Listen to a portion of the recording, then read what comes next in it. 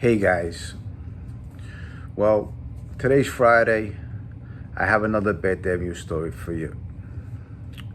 I'm gonna start with going back to the 80s and the 90s when I was a kid.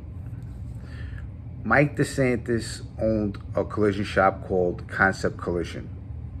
He was partners with my Uncle Frankie and another guy by the name of Bob.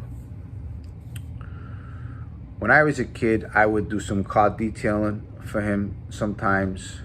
I'd be in and out of the shop. My uncles worked there. And Mikey was always a great guy. I could never say anything bad about him. He was a class act all the time. Sharp, tough. And there would be guys that would come in and out of Mike's collision shop. Now, this in particular guy, I remember because I would always see him in Spero's club too. This guy's name was Mark Goldberg. Mark Goldberg was a Jewish guy from Bergen Beach. He lived somewhere in the 70th Street, and he was rich, filthy rich.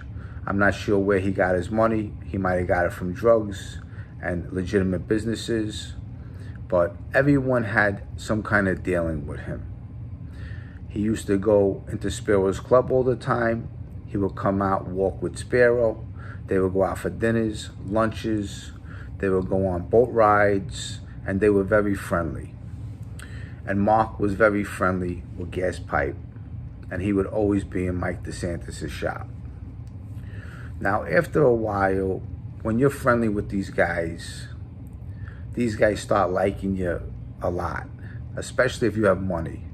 You know, if you have money, you're the goose with the golden egg.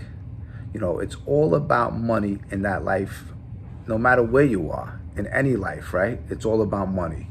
This guy, Mark Goldberg, he was a good-looking guy. He loved to play handball. He loved to play racquetball. And he would go play racquetball with Spero. He would come to other clubs and socialize with other guys. So after a while, guys are beefing of who he's with. The Bonanno family wanted him. They want to claim him. And Gaspipe is claiming him, saying that he's with him. Now, when you have money and you're the goose with the golden egg, no one's going to let you go. They're going to grab you and they're going to hold on to you. So Spero goes to Gaspipe and they have a sit down about Mark Goldberg. Spero asks Gaspipe, would you mind releasing him? I like to put him on record with me. I'm very friendly with him. We do a lot of dinners together. And, you would still have access to him. If he's giving you something, you can still get it. But, I would like him to be on record with me. And that was the worst thing Anthony Spero could do, was to ask Gaspipe to release a guy and put him on record with Anthony Spero. What you just did was you just signed this guy Mark Goldberg's death certificate. In a matter of time, a couple of weeks go by, and I still see Mark here and there coming to Concept Collision, coming in and out of Spero's. Then all of a sudden, I don't see him no more. What happened was, the story goes, is that because Anthony Spero wanted Mark Goldberg to be with him, and he asked Gaspipe for his release, Gaspipe said, okay, I'm going to show you what I'm going to do. Gaspipe just kills him. That was Gaspipe's personality and his attitude. That's a Gaspipe move. He showed Spero, you stay here, you die here. That was his message to Spero. Once you stay here, that's where you are, you belong here. And Gaspipe killed Mark Goldberg. Now, that's how that life is, how vicious it is. So these guys out there, when it comes to money, they will sell you out, and the treachery is devious. there is no honor, no loyalty. Those days are over and gone long, long, long time ago. Now, I want to get to another story while I can. At this time, when Mike DeSantis had the collision shop, Paulie G got a brand new Cadillac. This was maybe 1990. And Paulie G gives his Cadillac to Joe Benanti.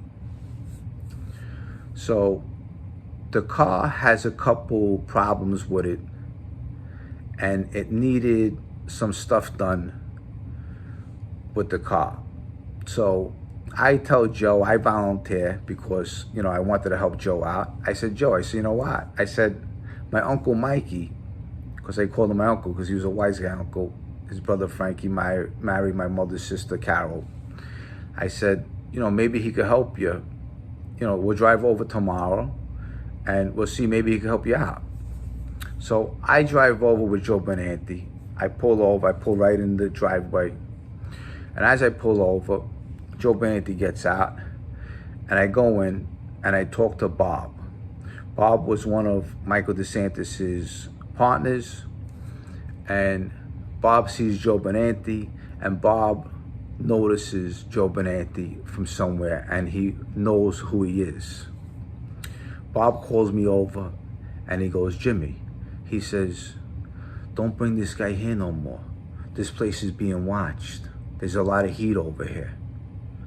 I said, oh, Bob, I'm sorry about that. So I get Joe Benanti in the car. I said, Joe, I said, they told me not to bring you around, that the place is being watched, and there's a lot of heat.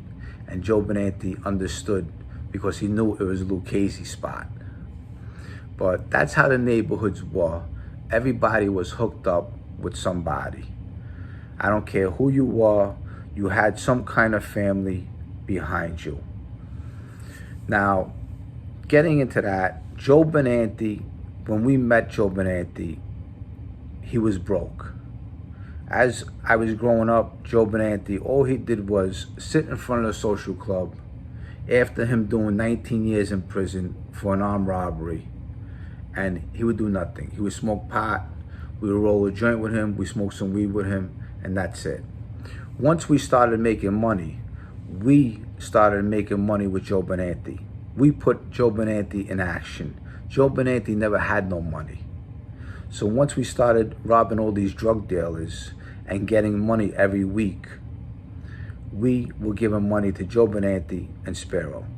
So they were getting a piece of that money. But he never had nothing. He didn't even have a vehicle.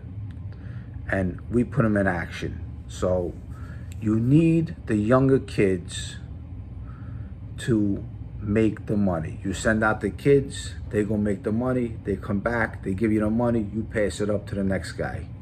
So to all the kids out there, be careful with your surroundings, do the right thing, go to school, get a job, don't look up to these guys on the street.